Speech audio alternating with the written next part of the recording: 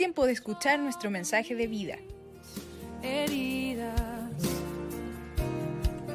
es el agua en el desierto. Somos Vida Abundante Chile. El invierno.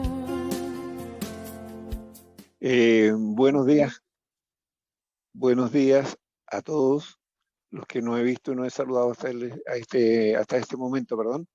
Una bendición que este año sea un año mucho más rico en cuanto a la comunión personal con el Señor, que haya una intimidad mucho más profunda y como bien decía Hernán, y estoy 100% de acuerdo con eso, que haya este año una revelación amplia y generosa de parte del Señor de su palabra en la vida de cada uno de los que componen esta iglesia Vida Abundante, y no solamente de nosotros, sino que de la iglesia en general. Que queremos ver una iglesia postrada delante del Señor, pero una iglesia fuerte espiritualmente, una iglesia sana, una iglesia con un compromiso inquebrantable con Jesucristo, el Señor de nuestras vidas. Amén. Y quiero, antes que se me olvide, quiero rogar a todos los hermanos de Vida Abundante Chile que aquellos que estén saliendo de vacaciones o ya están de vacaciones y no van a estar, para quitarnos una preocupación por no saber qué está pasando con ellos, por favor escríbanos en el correo de la iglesia y cuéntenos si están de vacaciones. Simplemente díganos: yo salí de vacaciones, estoy de vacaciones de tal fecha hasta tal fecha, ya para saber y estar tranquilo que no está ocurriendo nada más, sino que solamente están de vacaciones, y esperar de que cada uno de los que salió de vacaciones o están saliendo sea un tiempo de mucho descanso físico y también mental, pero que también sea un tiempo de mucha reflexión en el Señor en este tiempo que van a estar de vacaciones, porque creemos que de marzo en adelante vamos a tener un desafío de parte a la iglesia, digamos, en entrar en fuertes tiempos de oración, ayuno, ¿no es cierto? Porque creo que los tiempos que estamos viviendo requieren de que nosotros demos un paso más allá. Este año los permitió el Señor ser muy fieles en cuanto a la oración. Este año que viene vamos a seguir con la oración, ojalá profundizándola mucho más, pero también entrando en el campo del ayuno. Así que prepárese, pídale al Señor que lo renueve, que lo fortalezca física y espiritualmente, para que de marzo en adelante, cuando ya estemos todos, comencemos a delinear el trabajo que vamos a hacer durante todo el año como congregación. ¿Ok? Así que bendiciones y que la paz del Señor esté con cada uno de nosotros. Me toca en suerte hoy día estar compartiendo, ¿no es cierto? Seguimos con el tema de el libro de los Hechos, y hoy nos toca el capítulo 11 del libro de los Hechos, y quisiéramos aprender algunas cosas de este capítulo. Espero poderlo hacer. No es muy largo y por lo menos no lo siento tan complejo, pero creo que hay algunas cosas que nosotros tenemos que aprender y reflexionar y que nos sirvan, digamos, para examinar también nuestra vida y nuestras acciones delante del Señor. Ok, vamos entonces a Hechos capítulo 11. Perfecto, ahí estamos con la primera parte, Pedro y el Evangelio a los gentiles, ¿no es cierto? Es cuando, bueno, este relato es continuación prácticamente de todo lo que Hernán nos compartió. Por lo tanto, es aquí ahora cuando Pedro tiene que dar cuenta a la iglesia de Jerusalén por la salida, por todo este encuentro que él tuvo con Cornelio, ¿no es cierto? Desde que lo mandan a llamar a Pedro en casa de allí del curtidor, ¿no es cierto? Que estaba donde estaba Pedro, y él viene desde allí, de esa casa, hasta la casa de Cornelio. Bueno, para entender un poco este contexto también quiero decir esto. Tenemos que entender una cosa. La iglesia que está comenzando, esta iglesia que está comenzando a ir al mundo, esta iglesia que se está comenzando a abrir al mundo, ¿no es cierto? Es una iglesia esencialmente compuesta por judíos.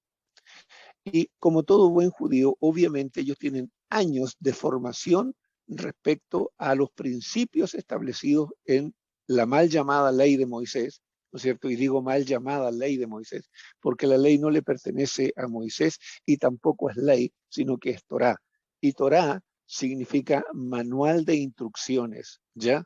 Que es muy distinto a ley, ¿ya? Entonces, este manual de instrucciones de los judíos, habían cosas que, si ciertamente Dios en un sentido se las había enseñado, pero en otro sentido nunca el Señor excluyó. Por ejemplo, lo que Dios le enseñó al pueblo de Israel era no mezclarse ellos con las naciones, en el sentido de no casarse, hombres con mujeres no judías y mujeres judías con hombres no judíos. Eso era un principio que Dios había establecido en medio del pueblo de Israel, pero eso no significaba que ellos no podían relacionarse con las otras naciones, con la gente de otras naciones. Eso nunca el Señor se los enseñó. De hecho, muchos gentiles de aquel tiempo podían judaizar, o sea, podían venir y reconocer al Dios de Israel, ¿no es cierto?, al Dios Todopoderoso, y dejar sus ídolos, dejar sus culturas, dejar todo para asumir, ¿no es cierto?, todas las enseñanzas que el Señor le había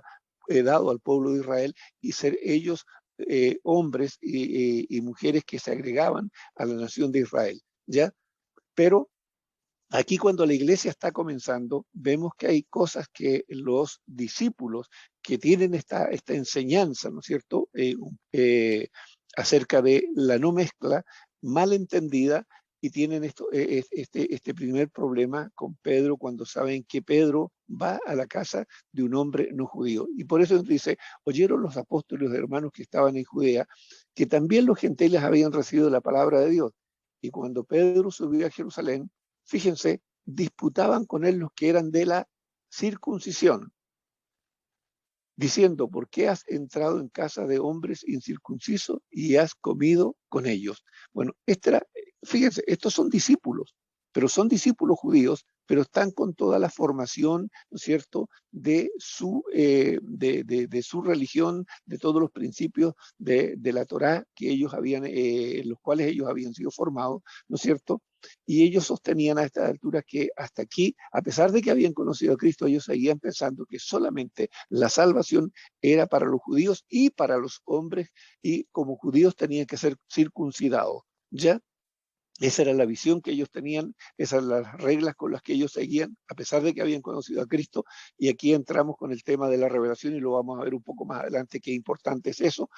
Ellos seguían sujetos, ¿no es cierto?, a ese tipo de normas. Y por eso que tienen problemas cuando saben que Pedro, ¿no es cierto?, va y entra a la casa de Cornelio.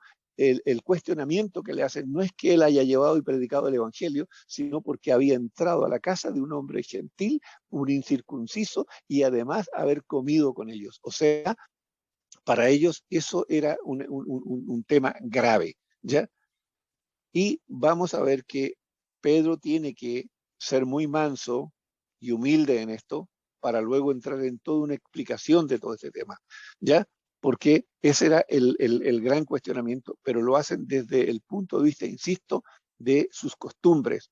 Ojo con esto, no sea que también nosotros de repente vamos arrastrando costumbres, ideas o ciertas doctrinas o enseñanzas que limitan nuestra relación con los demás, sobre todo con los no creyentes, y tenemos más bien una actitud de cuestionamiento más que un corazón dispuesto a compartir el evangelio de Cristo con aquellas personas.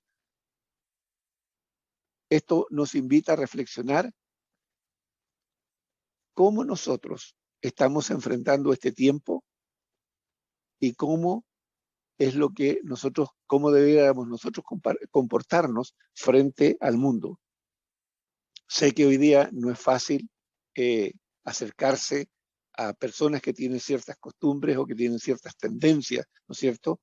Y puede ser que haya más bien una actitud de rechazo en nosotros, pero aquí la Escritura nos está enseñando un principio: no rechaces a nadie. Ya el Señor le enseñó a Pedro y aprendimos, ¿no es cierto?, cuando Hernán nos enseñaba cómo a través de una visión el Señor corrigió a Pedro, ¿no es cierto?, de su postura que él tenía, ¿ya? Y el Señor tuvo que hacerlo así para que Pedro pudiera entender que Dios no hacía excepción de personas. Ojo con eso. Ok, vamos entonces a la segunda parte. Ok, Dios, Pedro y el Evangelio. Vamos a Danielita, por favor, al punto siguiente. Dios corrige y enseña a Pedro. Fíjense qué importante de acuerdo a lo que estaba diciendo. Entonces comenzó Pedro a contarle por orden lo sucedido, ya a estos hombres que se oponían y que lo criticaban por haber entrado en la casa de un hombre incircunciso y además haber comido con ellos. Pedro aquí ahora les empieza a relatar. Y ojo, para eso se requiere mansedumbre, se requiere paciencia, ¿ya? Ojo con eso. ¿Cuántas veces nosotros vamos a requerir ser mansos y pacientes con aquellos que se oponen o se levantan contra nosotros, ¿ya? O que nos critican. Ojo con eso, ¿ya? Estaba yo en la ciudad de Jope orando y vi en éxtasis una visión, algo semejante a un gran lienzo que descendía, que por los 4 puntas era bajado del cielo y venía ante mí. Cuando fijé en él los ojos, consideré y vi cuadrúpedos, terrestres, fieras y reptiles y aves del cielo. Y oí una voz que me decía, levántate, Pedro, mata y come. ¿Seguimos con la lectura?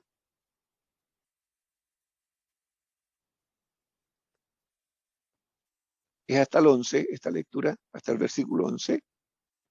¿Ok? Y dije, Señor, no, porque ninguna cosa común o inmunda ha entrado jamás en mi boca. Fíjese que todo esto está expresado, está expresándonos lo que era la cultura del pueblo de Israel. Ellos todo esto lo tenían muy claro. Y mire lo que el Señor está haciendo con Pedro. El Señor, para enseñarle y para corregir y enseñar a Pedro, está usando algo muy normal. ¿Cuál fue la razón de que Pedro subiera a la azotea a orar? Era porque tenía hambre. Fíjese, y usó el hambre de Pedro para enseñar todo esto. Entonces pregúntese usted, ¿qué cosas de usted, naturales de usted, el Señor puede estar usando en este tiempo y que el Señor hace rato que está hablando o tratando de enseñarle o corregir en su vida? Y si es que usted en realidad ha prestado atención a lo que el Señor ha estado queriendo decirle a usted o corregirle o enseñarle. Porque aquí, insisto, el Señor está usando algo que es muy natural, nuestro apetito, nuestro deseo natural de comer, ¿ya? Y que no es pecado por ningún motivo, ¿no es cierto? Pero Dios está usando esa situación para corregir y enseñar a Pedro. Y miren lo que le dice la voz. Entonces la voz me respondió del cielo por segunda vez, lo que Dios limpió, no lo llames tú común o inmundo. Y esto se hizo 3 veces y volvió todo a ser llevado arriba al cielo. Y aquí luego llegaron 3 hombres a la casa donde yo estaba, enviados a mí desde Cesarea. Fíjense todo el cuadro. Pedro siente hambre, pide seguramente que le preparen comida, pero mientras tanto que le preparan la comida, Pedro dice, ok, voy a orar. Pedro aquí nos enseña cómo él redimía el tiempo, ¿ya? No perdía el tiempo. Mientras le preparaban la comida, él sube a la azotea y va a orar. Y en esa situación, él tiene un éxtasis. Quiero dejar un poquito definir lo que es un éxtasis para que lo entendamos, ¿ya? ¿Cómo está definido un éxtasis? Ok, éxtasis. El término éxtasis proviene del griego éxtasis o éxtasis, que se refiere al estado del alma, ojo, de una persona caracterizada por un intenso sentimiento de alegría, placer, admiración hacia algo o alguien.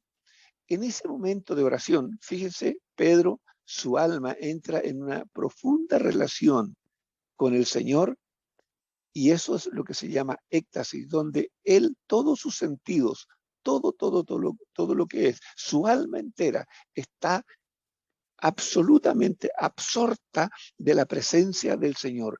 Él no está preocupado absolutamente de nada más, y todas sus emociones y todo, su alma está plenamente empapada, digamos, de la presencia del Señor. Y en ese estado, la persona no consigue apartar su atención de ella. O sea, el 100% de la atención de Pedro estaba en esa profunda relación que él estaba teniendo con el Señor. Y en esa relación, en esa profundidad de la relación con el Señor le muestra esta visión del lienzo, ¿ok?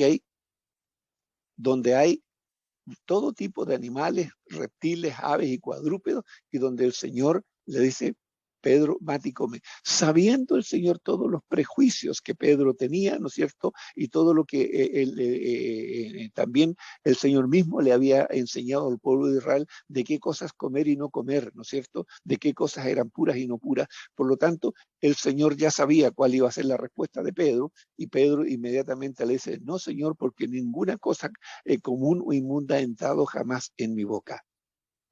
Fíjense cómo el Señor usa eso para, insisto, para corregir y enseñar a Pedro, y por eso es que el Señor le dice, Pedro, lo que yo ya limpié, no lo llames tú común o inmundo. Insisto, esto también nos llama a nosotros a la reflexión, cómo nosotros nos enfrentamos y miramos a las personas del mundo. De repente, nosotros tendemos como seres humanos a decir este no, este sí o este no, y miren qué nivel de inmundicia a la que él ha llegado. Cuidado con eso, cuidemos nuestro corazón, no nos levantemos nosotros como jueces. A nosotros nos queda una sola cosa, predicarle el evangelio a todas las personas, porque eso es lo que finalmente el Señor está enseñando a Pedro, y lo hace en un momento de una profunda comunión con él, donde su alma, insisto, está muy llena y unida a la presencia del Señor, y en esa relación el Señor le trae esta visión del lienzo con todos estos animales a Pedro, y viene la enseñanza y la corrección a Pedro. ¿Ok? Entonces, sigamos al otro punto. ¿Ya?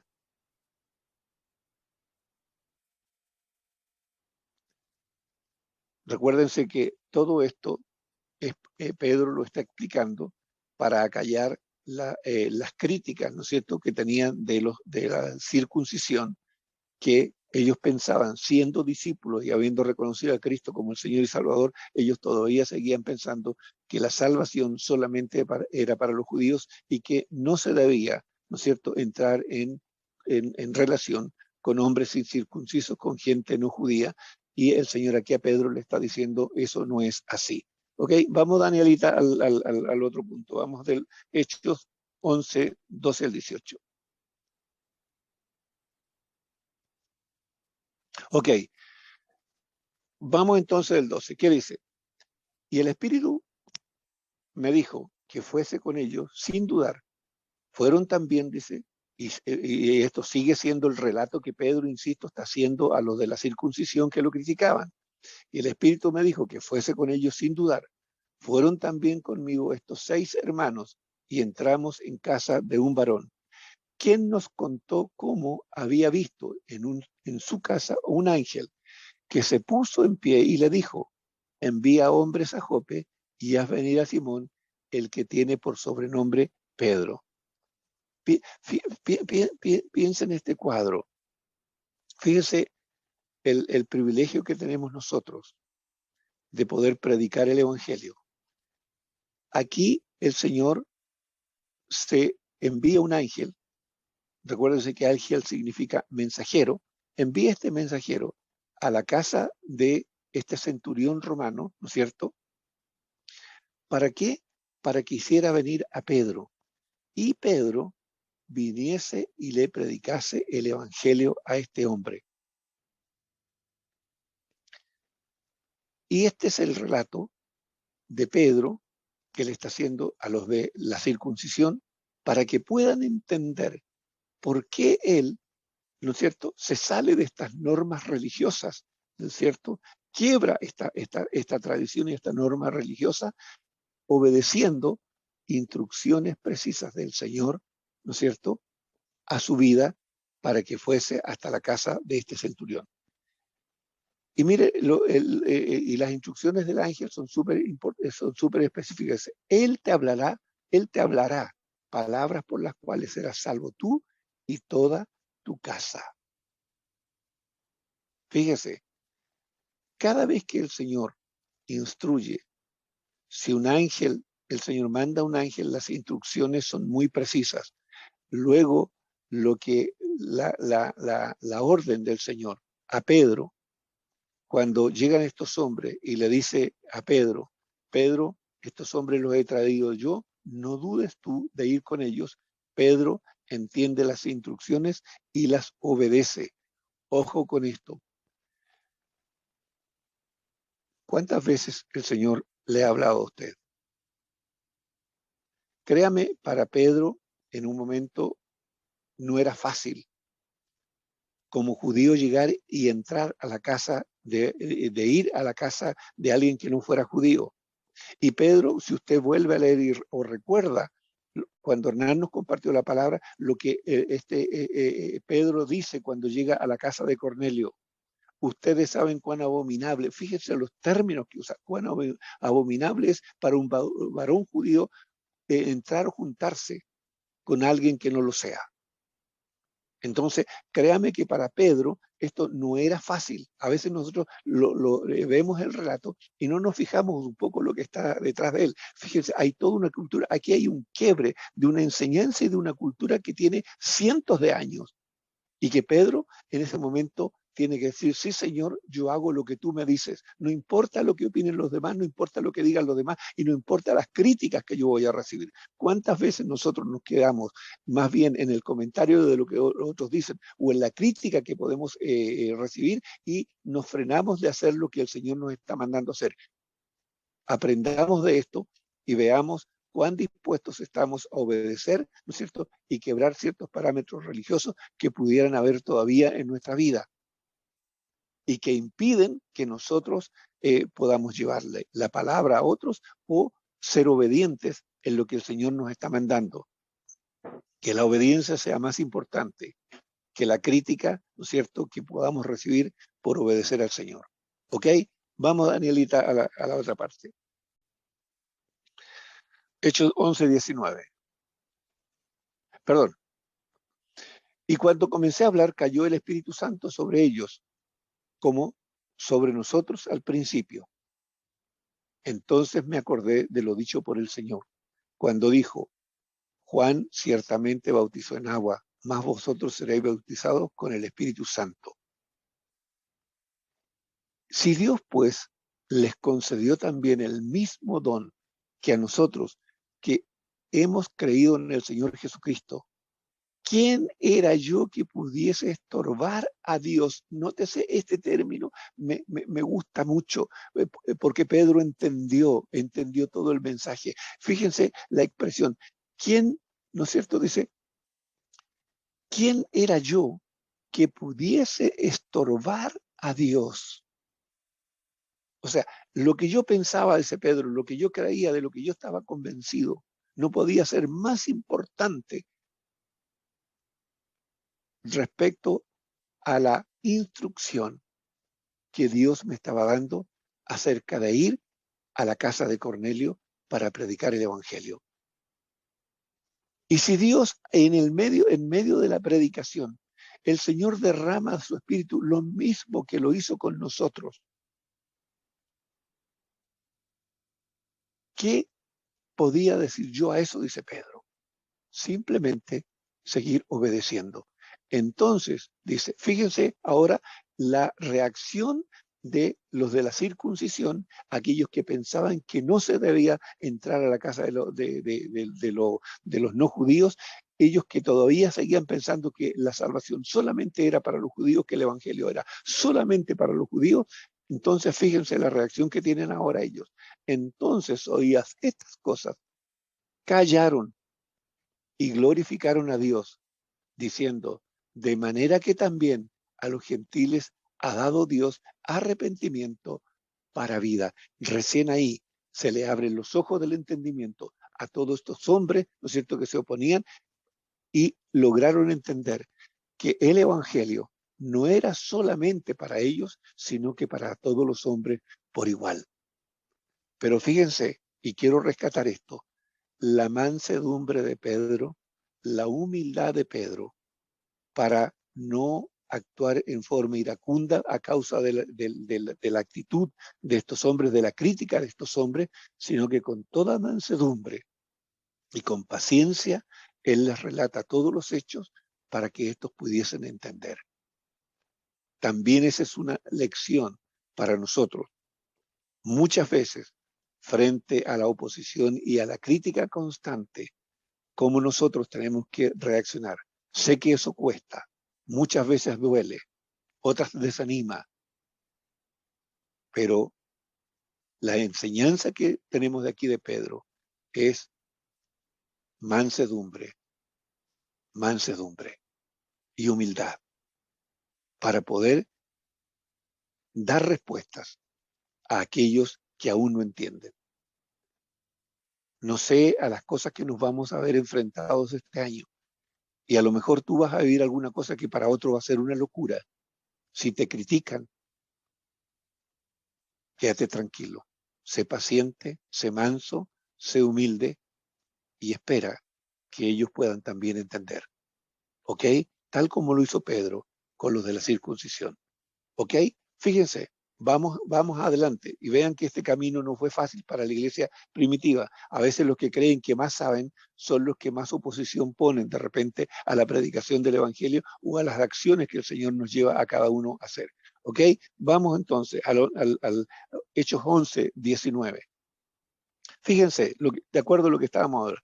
Ahora bien, dice, los que habían sido esparcidos a causa de la persecución que hubo con motivo de la muerte de Esteban, a eso se refiere cuando dice de Esteban, pasaron hasta Finicia, Chipre y Antioquía, no hablando a nadie la palabra, sino solo a los judíos. Estos eran los hombres que seguían pensando. Fíjense, son discípulos, pero tienen detrás de ellos, todavía cargan con toda, ¿no es cierto?, con toda la estructura religiosa de los judíos de aquella época. Estos hombres son discípulos, son hombres fieles, son hombres verdaderos, pero llevan el peso de una estructura encima. Y ellos siguen creyendo, ¿no es cierto? Ya no estamos hablando de Pedro, estamos hablando de discípulos comunes, ¿no es cierto?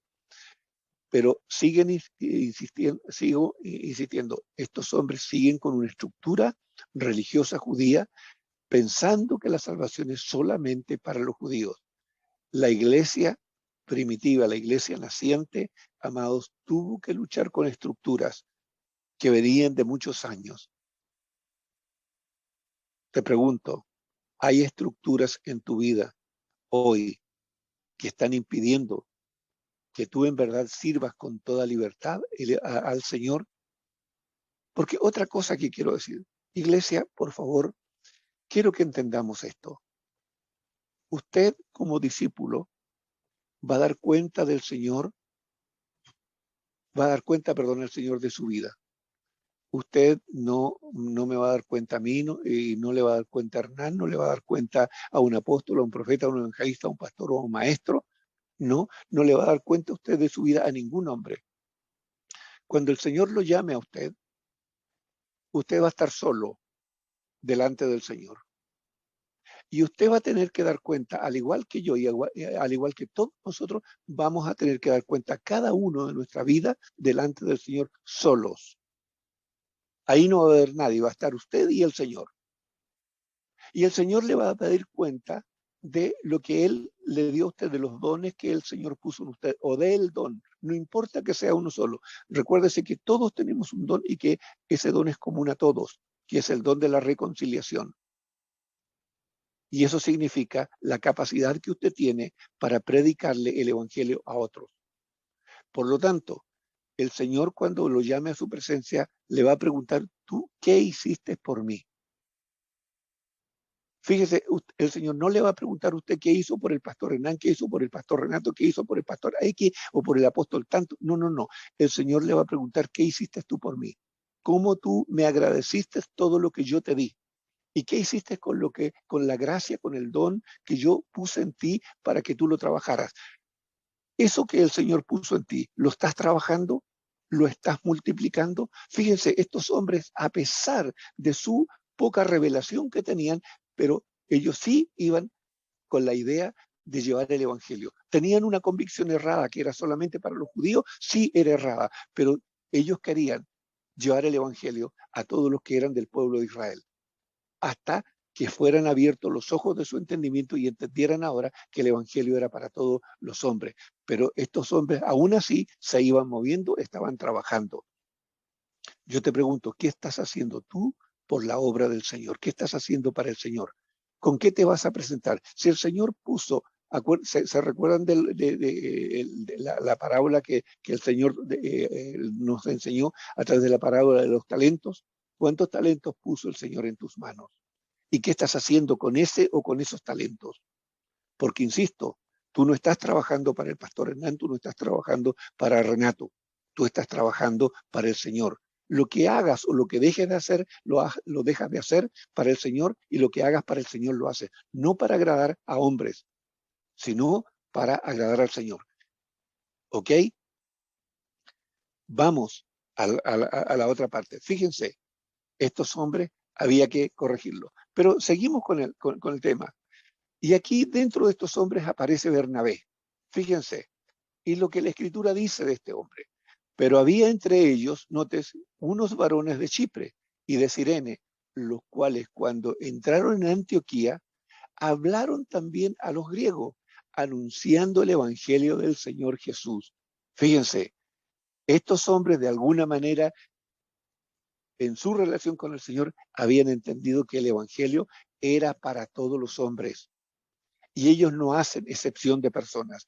Si son judíos, les hablan; si no son judíos, les hablan. Y mire el resultado de esta actitud, de este corazón abierto, de un corazón de hombre sabio.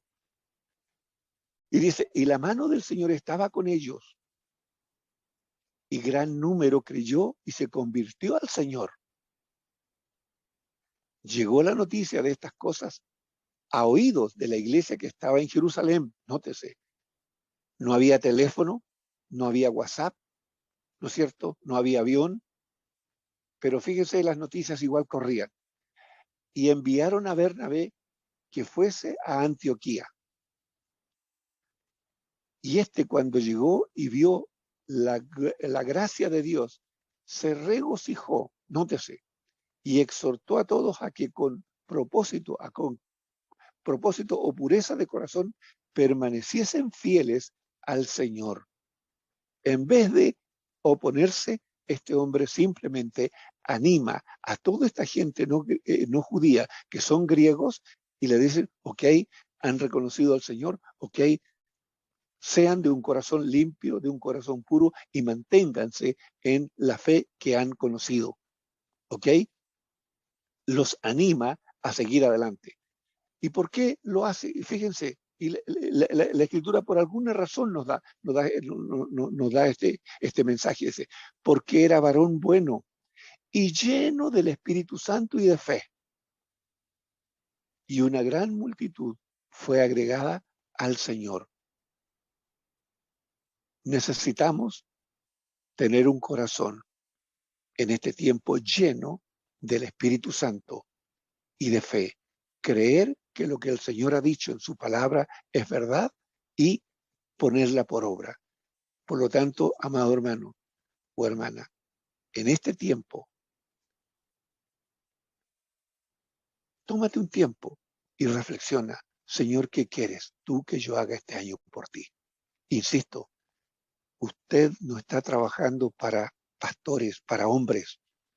Todo lo que usted hace, lo hace para el Señor. Delante del Señor usted va a dar cuenta. Cuando usted parta a la presencia del Señor o cuando el Señor lo llame, usted no va a venirme a dar cuenta a mí, ni le va a dar cuenta a Hernán. Usted le va a dar cuenta de su vida y de lo que ha hecho para el Señor, al Señor, a ningún hombre, a ninguna institución, solamente al Señor. Entonces, revise este tiempo. Si está de vacaciones, tómese un tiempo, medite.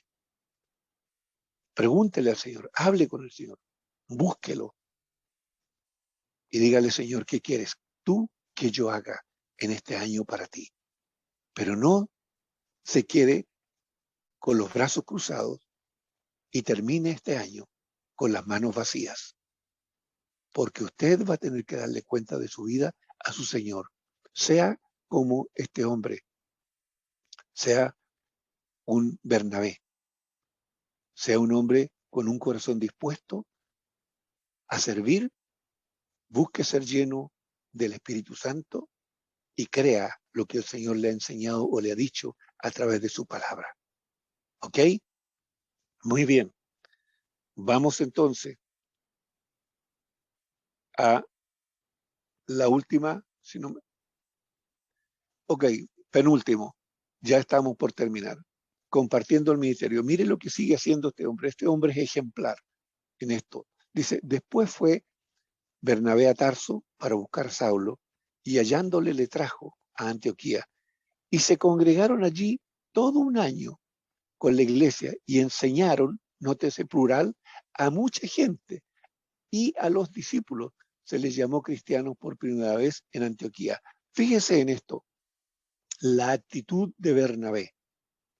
Aprendamos también de esto. Bernabé lo envía a la iglesia, ve todo lo que estaba sucediendo. Cuando llegó, seguramente él comparte la palabra, mucha gente se convierte y él puede decir, ok, muy bien, el Señor me está bendiciendo, me está yendo muy bien, vamos a armar aquí, voy a armar una congregación para el Señor y se pone a trabajar full y ser el líder, como se gusta hoy día decir. Sin embargo, Bernabé tiene una actitud totalmente distinta. Bernabé sabe de la existencia de Pablo, conoce a Pablo, sabe quién es Pablo, sabe de las capacidades que tiene Pablo, y cuando ve toda esta cantidad de gente que necesitaba ser enseñado y formado en la palabra, en vez de tener una actitud egoísta y querer aparecer siendo él el hombre, el único y el exclusivo que podía edificar a la iglesia, él tiene una actitud absolutamente contraria y dice no, él va a buscar a Pablo y lo invita a trabajar con él en el ministerio. Y están durante un año ambos enseñando y edificando a esa iglesia, a esos hombres que no conocían nada de la palabra y se quedan allí un año enseñando a la iglesia. Fíjese el corazón amplio y generoso para compartir el ministerio. Sea usted un hombre y una mujer de un corazón amplio, de un corazón generoso, para que si el Señor le da una oportunidad y se abre una brecha de predicación y se convierte más gente y usted no puede solo o sola, siempre busque la ayuda de otro, tenga un corazón generoso y amplio en este sentido. No seamos egoístas. Incluyamos a otros en el trabajo. Hagamos espacio. Invitemos a otros a trabajar en la obra del Señor para el Señor, no para otros hombres, sino que para el Señor. Usted, insisto, usted y yo no trabajamos para una institución, para ninguna institución. Nosotros trabajamos para el Señor, por y para el Señor, para que el Señor sea exaltado, honrado y glorificado. ¿Ok? Sigamos en esto el ejemplo de Bernabé. Ok, vamos al último y con esto estamos terminando.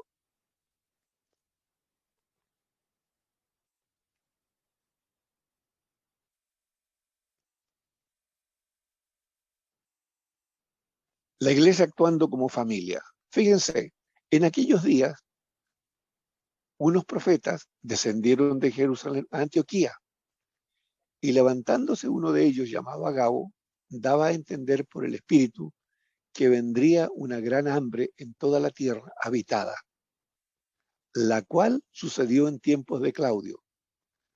Eso se refiere al emperador, al emperador romano, perdón, para claridad de todo.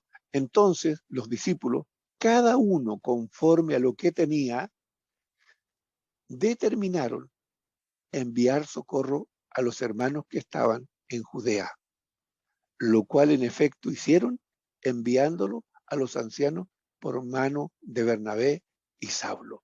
Fíjese, la iglesia desde un principio nos enseña a actuar como familia. Si usted y yo hoy día tenemos pan sobre nuestra mesa y sabemos que un poco más allá o alguien al lado nuestro no lo tiene, eso no puede ser, la actitud nuestra no puede ser de indiferencia. Si yo tengo pan en mi mesa y mi hermano o hermana no tiene, lo justo es que yo comparta y que usted comparta su pan. Por eso sus ofrendas, amados, son importantes. ¿Por qué? Porque aquí la iglesia, fíjense, ni siquiera eran los hermanos de la propia Jerusalén. Fíjense, estos hermanos estaban por allá lejos. Ni siquiera eran judíos. Pero una vez venido a Cristo, ellos entendieron, ¿no es cierto?, que en Cristo eran todos una familia. Y no importa si ellos eran griegos y estos otros eran judíos. No importa si los judíos por mucho tiempo los despreciaron. No importó eso. Había una necesidad y como familia en Cristo había que suplir. Y cada uno dio conforme a lo que tenía. Como han dicho muchas veces, ustedes mismos, los que presiden acá, y han dicho, no importa si es poco o es mucho lo que usted ofrenda. Cada peso sirve y cada gesto de amor va en ánimo, en ayuda, en auxilio de aquel que en un momento no tiene nada. Así que, iglesia, otra cosa que tenemos que rescatar fuertemente y trabajar este año, mucho más todavía, profundizarlo, y esto lo digo por los tiempos que vienen, cada vez los tiempos van a ser más gravosos y nos vamos a necesitar cada vez más como familia y entender que en Cristo no somos individuos, somos una familia.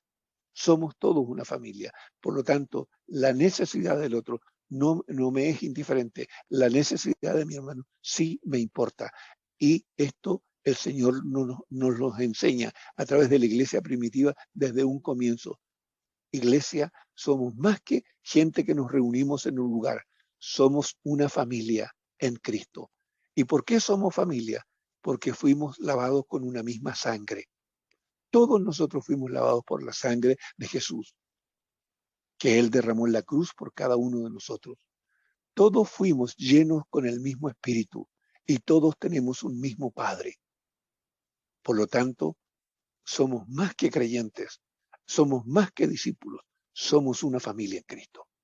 Iglesia, espero que esta palabra les anime y que sea una palabra que la podamos proyectar durante este año y los años que vienen. Y que el Señor sea el que llene en este año nuestros corazones y los renueve. Seamos como el águila, seamos renovados como el águila. Tengamos nuevas fuerzas, ¿no es cierto? Nos levantemos en la gracia y en el poder del Espíritu Santo y trabajemos para el Señor. No se quede con las manos vacías, porque usted y yo vamos a dar cuenta de aquello que el Señor puso en nuestras manos. Si el Señor le dio uno, trabaje ese uno que el Señor le dio. Si le dio 2, 3 o 5, trabaje los 2, los 3 o los 5 y multiplíquelos y póngalos delante del Señor, porque el Señor lo dio todo por usted allí en la cruz. Dio su vida por usted y por mí. Así que, iglesia, medite sobre esto y pídale al Espíritu Santo que lo revele y lo ponga en su corazón. Que el Señor les bendiga.